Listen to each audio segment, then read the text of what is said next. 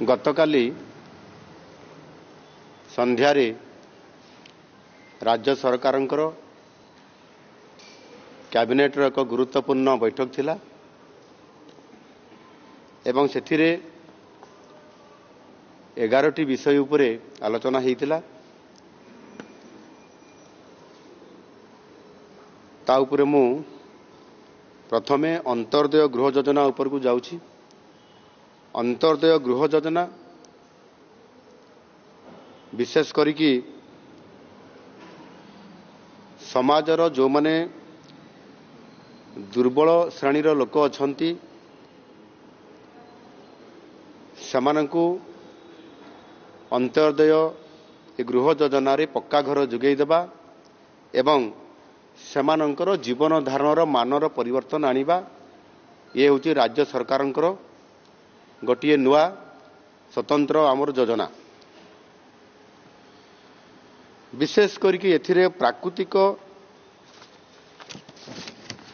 अथवा मनुष्यकृत विपर्यय क्षतिग्रस्त परिवार विभिन्न सरकारी विभिन्न जगार प्रकल्प मान होउछि एवं ये प्रकल्प हेबा द्वारा विस्थापित लोक माने मध्य होउछंती। एणु से विस्थापित परिवार मानकर पई भिन्नक्षम व्यक्ति मानकर जे मुख्य उपार्जनकारी थिबो तांको पई जंगल अधिकार आईन हिताधिकारी परिवार गृहरे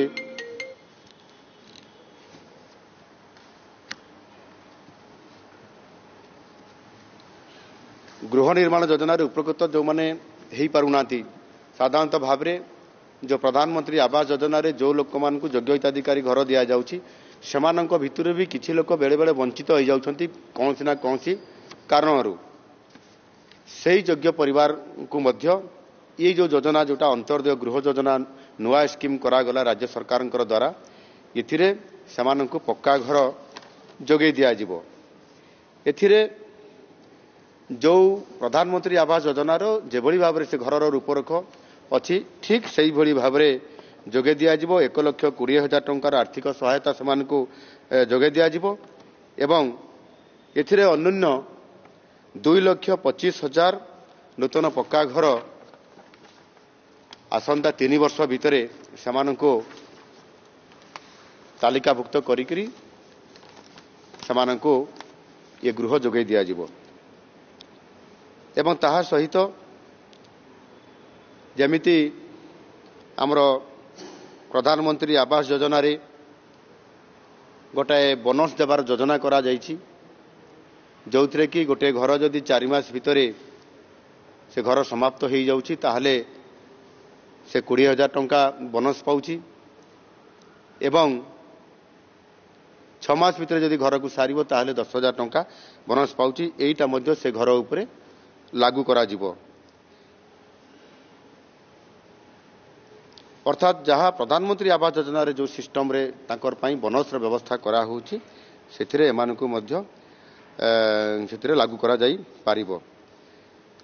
विशेष करिकी आउ गोटे गुरुत्वपूर्ण कथा होउछि ये योजना रे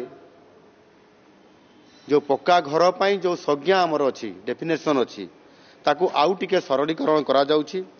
सेथिरे बेसिकली आगरे इंदिरा आवास घर थिला से समय रे आजबेस्टस घर दिया जाउथला टाइल घर दिया जाउथला टीण घर भी दिया जाउथला एवं से घर गुडी को कच्चा घर हिसाब रे ग्रहण करा जाउछि। केवल सीमेंट जोड़े कांथ सहित आरसीसी छात को पक्का घर मान्यता एथिरे रखा जाउछि। परिवार संज्ञा को मध्य आउ टिके सरलीकरण करा जाय कि योजना रे परिवार रो अर्थ स्वामी स्त्री एवं निर्भरशील पितामाता आउ संतान को बुझा जाउछि। एहा द्वारा सृष्टि हेइतबा नुआ परिवार माने जो माने एथिरे एई जो तालिकाभुक्त हेबे सेही माने ही ये योजना रे सीधा सड़क भाव रे समाने उपकृत हेई पारिबे। आउ एई योजना पई 7,550 कोटी टंका व्ययबराद करा जिवो एवं समस्तंकु जो माने एई योजना अंतर्भुक्त सेमाने हेबे एवं सही अनुसार सिलेक्शन निकरी आसीबे सेमानकु निरंतर भाव रे तांकु पक्का घर यही भाव में जोगे दि जाव। द्वितीय क्रीडा आउ युव सेवा विभाग तरफ विशेष करी तृणमूल स्तर में क्रीडार भित्तिभूमि को एवं क्रीडार मान उन्नति करने सहित जो पिला माने भल क्रीडा प्रदर्शन करिवार लक्षण देखा जाए किंतु भित्तिभूमिर अभाव कारण सेमानंकर उन्नति हो पारि न थाए जो थे कि सेमाने राज्य स्तर जातीय स्तर अंतर्जातीय स्तर पर्यंत जीवाई प्रोत्साहन अभाव कारण से आगू जाई पारु नाहंती। ताकू आधार करी आम सरकार नुआ सरकार तृणमूल स्तर में क्रीड़ा भित्तिभूमि को सुदृढ़ करने उद्देश्य गतकाली राज्य कैबिनेट बैठक में एक गुरुत्वपूर्ण निष्पत्ति नि राज्य में जो 314 ब्लॉक अच्छी 314 ब्लॉक रे ब्लॉक स्तरीय स्टाडियम निर्माण करा जिवो एवं एथिपाई एक नूतन भाव में एक नुआ योजना मध्य यह अनुमोदन करा जायछि। एही जुगान्तकारी पदक्षेप समग्र ओडिशा रे सुस्थ जीवन यापन को प्रोत्साहित करने सहित दृढ़ क्रीड़ा परिवेश सृष्टि करिवो जोथिपाई आगामी दिन में अनेक जातीय स्तर प्रतिभावान खेलाड़ी मान को पाई परिवो। आंतर्जातिक मानर क्रीड़ाविद सृष्टि होबार जो एवं जो प्रतिबंधक रोची आकु दूरीभूत करने ही ये भित्तिभूमिर बहुत बड़ गोटे आम सरकार चिंता करिसेंती एवं ताकु मध्य अनुमोदन करिसेंती। एथिरे विशेष करिकी आमर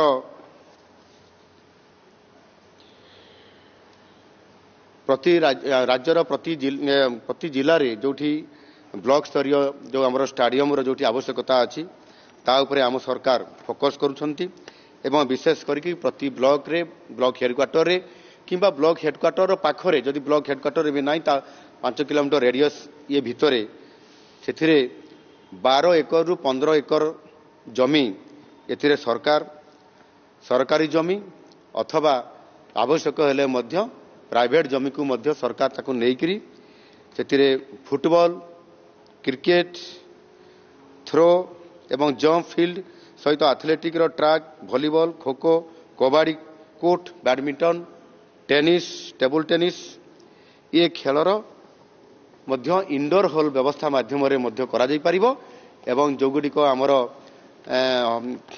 जो आम कहली हॉकी किंबा फुटबॉल किंबा क्रिकेट एगुड़िक स्वतंत्र भाव में जेभली भाव में एक जातीय स्तर स्टाडियम निर्माण करा जिवो एवं सेथिरे संपूर्ण भाव में यह 5 वर्ष पाई समय अवधि रखा जाइछि एवं सेथिपाई 4124 कोटी टंकार मध्य टंका रखा जाइछि एवं ताकु मध्य अनुमोदन करा जाइछि। यह द्वारा निश्चित भाव में क्रीड़ा क्षेत्र में एक गोटे वैप्लविक परिवर्तन आसिबो ओडिशा रे एवं नुआ सरकार योजना भितरे क्रीड़ा को एवं बहुत भाव गुरुत्व आम सरकार दौरान एवं ताकु मध्य सुनिश्चित करिया पई ये निष्पत्ति नहीं छंती। तृतीय आपण माने जानिछंती यशस्वी प्रधानमंत्री नरेंद्र मोदी जी अध्यक्षतार अनुष्ठित केंद्र कैबिनेट 2024 अगस्त 24 तारीख में यूनिफाइड पेंशन स्कीम बा एकीकृत पेंशन योजना को मंजूकृत करिछंती। सुनिश्चित पेंशन पारिवारिक पेंशन मुद्रास्फीति आदि विभिन्न कारणों दृष्टि रखी अनुरूप पेंशन निर्धारण करने विभिन्न सेवा संगठन मानक अनुरोध को दृष्टि रखी केंद्र सरकार वर्तमान प्रचलित जातीय पेंशन व्यवस्था या आहुरी किबरी अधिक सुधार अणा जाई पारिबो एवं एकीकृत पेंशन बा यूनिफाइड पेंशन स्कीम या कार्यकारी करिछंती। आउ यह एप्रिल 2025 पहला ठारू कार्यक्रम हवा पाई केंद्र सरकार लक्ष्य रखिछंती। सही अनुजाई ओडिशा सरकार मध्य एही एकीकृत पेंशन योजना बा यूपीएस को राज्य सरकारी कर्मचारी मानकर पाई कार्यकारी करिवा पाई मोटामोटी भाव में निष्पत्ति ए कैबिनेट नहीं छंती।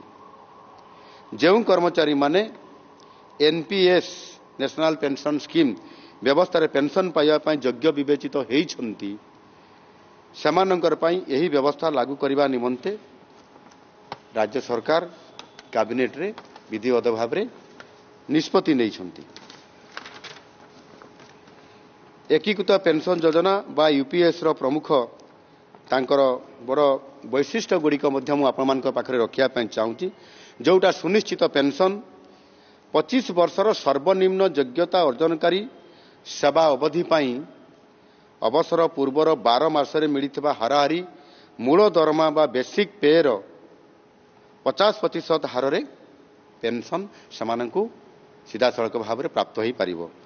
ସର୍ବନିମ୍ନ 10 ବର୍ଷର ଚାକିରି ଅବଧି ଠାରୁ ଆରମ୍ଭ କରି 25 ବର୍ଷ ପର୍ଯ୍ୟନ୍ତ ଚାକିରି ଅବଧି କ୍ଷେତ୍ରରେ ବା ଯେଉଁମାନେ ସେ ସ୍ତରକୁ ପହଞ୍ଚିଥିବେ ସେମାନଙ୍କର ପେନ୍ସନ୍ଟା ଆନୁପାତିକ ଭାବରେ ସେହି ଅନୁସାରେ ମିଳିବ। ବିଶେଷ କରିକି ସୁନିଶ୍ଚିତ ପାରିବାରିକ ପେନ୍ସନ୍ ମୃତ୍ୟୁ ପୂର୍ବରୁ କର୍ମଚାରୀ ପାଉଥିବା ପେନ୍ସନ୍ର 60% ହାରରେ ତାର ପରିବାରର ବା ପାରିବାରିକ ପେନ୍ସନ୍ ତାଙ୍କ ପରିବାର ଲୋକଙ୍କୁ ପ୍ରାପ୍ତ ହେବ। ଏବଂ ସୁନିଶ୍ଚିତ ସର୍ବନିମ୍ନ ପେନ୍ସନ୍ ସର୍ବନିମ୍ନ 10 ବର୍ଷ ଚାକିରି ଅବଧି ସାରି ଅବସର ନେବା ପରେ ମାସିକ 10,000 ଟଙ୍କା ସେ ପେନ୍ସନ୍ ପାଇବ। ଏଥିରେ ଯଦି ସେହି ଅବଧି ତା ପୂର୍ବରୁ ଯଦି ବି ଏ ଘଟଣା ଘଟେ ଯଦି 8,000 ବି ସେ ପାଉଛି ତାହେଲେ ମଧ୍ୟ ସର୍ବନିମ୍ନ ତାକୁ 10,000 ପେନ୍ସନ୍ ସର୍ବନିମ୍ନ ଗୋଟେ ମିନିମମ୍ ଫିକ୍ସ କରି ଦିଆଯାଇଛି। ଏ ଅର୍ଥ ତାଙ୍କୁ ପ୍ରାପ୍ତ ହେବ। ଏବଂ ବିଶେଷ କରିକି ବର୍ତ୍ତମାନ ଯେଉଁ ଏନ୍ପିଏସ୍ ଅଧୀନରେ ନ୍ୟାସନାଲ୍ ପେନ୍ସନ୍ ସ୍କିମ୍ ଏନ୍ପିଏସ୍ ଅଧୀନରେ ଥିବା 3,33,000 ରାଜ୍ୟ ସରକାର କର୍ମଚାରୀମାନେ ୟୁପିଏସ୍ ଚୟନ କରିବାକୁ କିମ୍ବା ଏନ୍ପିଏସ୍ରେ ଯେଉଁଟା 2005 ପରେ ଲାଗୁ ହେବ ଏନ୍ପିଏସ୍ଟା ରହିବା ପାଇଁ ନିଷ୍ପତ୍ତି ସେମାନେ ନିଷ୍ପତ୍ତି ନେବେ ଯେ ସେମାନେ ଏନ୍ପିଏସ୍ ଅଧୀନରେ ଯେଉଁଟା 3,33,000 ରାଜ୍ୟ ସରକାର କର୍ମଚାରୀଙ୍କର କଥା ମୁଁ କହିଲି ସେମାନେ ଏହାର ୟୁପିଏସ୍ ଚୟନ କରିବାକୁ କିମ୍ବା ଏନ୍ପିଏସ୍ରେ ମଧ୍ୟ ରହିବା ପାଇଁ ସେମାନେ ହିଁ ନିଜେ ସ୍ଥିର କରିପାରିବେ ସେମାନେ କେଉଁଥିରେ ସେମାନେ ଅନ୍ତର୍ଭୁକ୍ତ ହୋଇପାରିବେ। ଏଣୁ ବିଶେଷ କରିକି ଏଇ ଯେଉଁ ପେନ୍ସନ୍ ପାଇଁ ବିଭିନ୍ନ ଯେଉଁ ସମସ୍ୟା ତିଆରି ହେଉଥିଲା ବିଗତ ଦିନମାନଙ୍କରେ ଓଲ୍ଡ ପେନ୍ସନ୍ ସ୍କିମ୍ ଯାହା ଆଗରୁ ଲାଗୁ ହେଉଥିଲା ଏବଂ ସେହି ଅନୁଯାୟୀ ଆଜିର ଦିନରେ ମଧ୍ୟ ଅନେକ କର୍ମଚାରୀମାନେ ସେମାନେ ଲାଗୁ କରିବା ପାଇଁ ଅନେକ ସମୟରେ ମଧ୍ୟ ଦାବି କରି ଆସୁଛନ୍ତି। ତାକୁ ଆଧାର କରିକି କେନ୍ଦ୍ର ସରକାର ଯେଉଁ ନିଷ୍ପତ୍ତି ନେଇଛନ୍ତି ଗୁରୁତ୍ୱପୂର୍ଣ୍ଣ ନିଷ୍ପତ୍ତି ସେ ଆଧାରରେ ରାଜ୍ୟ ସରକାର ମଧ୍ୟ ତାକୁ ଇମ୍ପ୍ଲିମେଣ୍ଟ କରିବା ପାଇଁ ଚାହୁଁଛନ୍ତି ତାହା ଯାହାକି ଗତକାଲି କ୍ୟାବିନେଟ୍ରେ ଏହା ଅନୁମୋଦନ ପ୍ରାପ୍ତ ହୋଇଛି। ଚତୁର୍ଥରେ ଜଳସମ୍ପଦ ବିଭାଗର ବିଶେଷ କରିକି ଏଥିରେ ଆମର ଯେଉଁ ବଡ଼ ବଡ଼ ଡ୍ୟାମ୍ ଗୁଡ଼ିକ ଅଛି ଡ୍ୟାମ୍ର ପୁନର୍ବାସ ଏବଂ ତାର ଉନ୍ନତି ପାଇଁ ସେ ପ୍ରକଳ୍ପ ଗୁଡ଼ିକ ଉପରେ ବିଶେଷ କରିକି dam rehabilitation and improvement project DRIP 3 ଗତକାଲି ରାଜ୍ୟ କ୍ୟାବିନେଟ୍ରେ 1,660 କୋଟି 38 ଲକ୍ଷ ଟଙ୍କାର ଆନୁମାନିକ ମୂଲ୍ୟରେ ଆଗାମୀ 6 ବର୍ଷ ମଧ୍ୟରେ ଅର୍ଥାତ୍ 2025-26ରୁ 2030-31 ଆର୍ଥିକ ବର୍ଷ ଭିତରେ ଏହି ସମୟ ଭିତରେ ବିଶ୍ୱ ବ୍ୟାଙ୍କ ଏବଂ ଏସିଆନ୍ ଇନଫ୍ରାଷ୍ଟ୍ରକ୍ଚର ଇନଭେଷ୍ଟମେଣ୍ଟ ବ୍ୟାଙ୍କ ସହାୟତାରେ ଯେଉଁ ମୁଁ କହିଲି drip 3 dam rehabilitation and improvement project 3 କାର୍ଯ୍ୟକାରୀ କରିବା ପାଇଁ ରାଜ୍ୟ କ୍ୟାବିନେଟ୍ରେ ଏହା ନିଷ୍ପତ୍ତି ହୋଇଛି ଏବଂ ଏହା ଅଧୀନରେ 3ଟି ପ୍ରକଳ୍ପ କାର୍ଯ୍ୟକାରୀ ହେବା ପାଇଁ ସ୍ଥିର ହୋଇଛି। ଏହି ପ୍ରକଳ୍ପଗୁଡ଼ିକ ହେଲା ହୀରାକୁଦ ଡ୍ୟାମ୍ର ବାମ ଡାଇକ୍ରେ ଅତିରିକ୍ତ ସ୍ପିଲୱେ ନିର୍ମାଣ ହୀରାକୁଦ ଡ୍ୟାମ୍ର ସଙ୍କଟଜନକ ପରିସ୍ଥିତିରେ ଯେତେବେଳେ ଇମର୍ଜେନ୍ସି ଆସିଯିବ ସେହି ପରିସ୍ଥିତିର ସର୍ବେକ୍ଷଣ କରି ତାହାର ମରାମତି ଏବଂ ଉନ୍ନତିକରଣ କରାଯିବ। ତୃତୀୟରେ ହୀରାକୁଦ ଡ୍ୟାମ୍ ତଥା ପ୍ରସ୍ତାବିତ ଅତିରିକ୍ତ ସ୍ପିଲୱେର ଫାଟକଗୁଡ଼ିକୁ SCADA supervisory control and data acquisition ପ୍ରଣାଳୀରେ ଏହାକୁ ସ୍ୱୟଂଚାଳିତ କରାଯିବ। ଆପଣମାନଙ୍କୁ ମୁଁ ଅବଗତ କରିବା ପାଇଁ ଚାହେଁ ଯେ ଯେଉଁ ପୁରାତନ ବଡ଼ ବଡ଼ ଯେଉଁ ଡ୍ୟାମ୍ ପ୍ରୋଜେକ୍ଟ ଗୁଡ଼ିକ ଯେଉଁଗୁଡ଼ିକରେ ତାଙ୍କର ଯେଉଁ ସ୍ପିଲ୍ୱେ ଗୁଡ଼ିକ ଯେଉଁ ଓଲ୍ଡ ମଡେଲରେ ଯେଉଁ କରାଯାଇଥାଏ, ସାଧାରଣତଃ ଭାବରେ ଯେତେବେଳେ ଇମର୍ଜେନ୍ସି ଆସିଗଲା ତୁରନ୍ତ ତାକୁ ସେ ଗେଟ୍ ଗୁଡ଼ିକ ଯେତେବେଳେ ଖୋଲିବାର ଯେଉଁ ଅବକାଶ ବା ଦରକାର ହୁଏ, ସେ ସମୟରେ ତାକୁ ଅଟୋମେସନ୍ ନଥିବା କାରଣରୁ ବହୁତ ପୁରୁଣା ଓଲ୍ଡ ମଡେଲ ଗୁଡ଼ିକ ହୋଇଥିବା କାରଣରୁ ତାକୁ ଯଥା ସମୟରେ ଖୋଲିବା ପାଇଁ ଭାରି କଷ୍ଟକର ହୋଇଥାଏ। ଆଉ ସେ ଦୃଷ୍ଟିକୋଣରୁ ତାକୁ ତାର ଅଲ୍ଟରନେଟିଭ୍ ବ୍ୟବସ୍ଥା ବିକଳ୍ପ ବ୍ୟବସ୍ଥା ସେଥିରେ କରାଯାଇ ନଥାଏ। ସମୟକ୍ରମେ ଯେତେ ପୁରୁଣା ହେଲେ ଧୀରେ ଧୀରେ ଡ୍ୟାମ୍ ଗୁଡ଼ିକ ପ୍ରତି ବିପଦ ଅଧିକ ହେବାର ସମ୍ଭାବନା ମଧ୍ୟ ଥିବା କାରଣରୁ ସରକାର ଏଭଳି ଏକ ଗୁରୁତ୍ୱପୂର୍ଣ୍ଣ 3ଟି ପ୍ରକଳ୍ପ ଏହି ମାଧ୍ୟମରେ କରିବା ପାଇଁ ନିଷ୍ପତ୍ତି ନେଇଛନ୍ତି ଏବଂ ସେଥିପାଇଁ ଆଗାମୀ ଦିନରେ ଏହାକୁ 6 ବର୍ଷ ଭିତରେ ଇଏ କାର୍ଯ୍ୟକ୍ରମକୁ ଏହାକୁ ସମ୍ପୂର୍ଣ୍ଣ ଭାବରେ ଜାତୀୟ ସ୍ତରର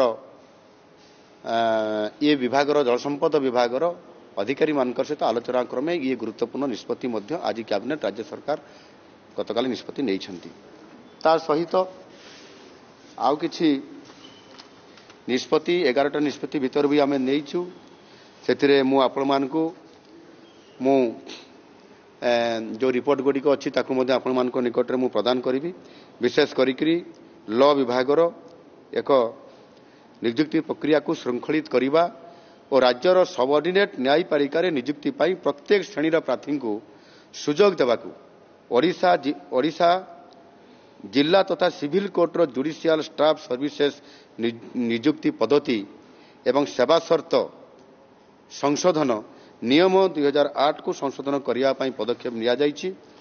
ତା ସହିତ ଆପଣଙ୍କର ବିଶେଷ କରିକି କେତୋଟି ଓଡ଼ିଶାର ବଡ଼ ନଦୀମାନଙ୍କରେ ସେଥିରେ ବ୍ରିଜ୍ କରିବାର ଆବଶ୍ୟକତା ବହୁତ ପବ୍ଲିକଙ୍କ ତରଫରୁ ଜନସାଧାରଣଙ୍କ ତରଫରୁ ଦାବି ହେବା କାରଣରୁ 4ଟି ବଡ଼ ବଡ଼ ନଦୀରେ ବଡ଼ ବଡ଼ ପୋଲ କରିବାର ନିଷ୍ପତ୍ତି ନିଆଯାଇଛି। ତାହା କ୍ୟାବିନେଟ୍ରେ ଅନୁମୋଦନ କରାଯାଇପାରିଛି।